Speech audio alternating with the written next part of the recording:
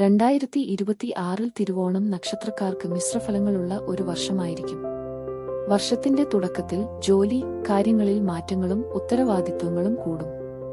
പരിശ്രമത്തിന് അനുയോജ്യമായ ഫലങ്ങൾ ലഭിക്കും. കരിയർ, ധനം, ജോലിയിൽ സ്ഥിരത ഉണ്ടാകും. പുതിയ അവസരങ്ങൾ വരും, പക്ഷേ തീരുമാനങ്ങൾ എടുക്കുമ്പോൾ ആലോചന ആവശ്യമാണ്.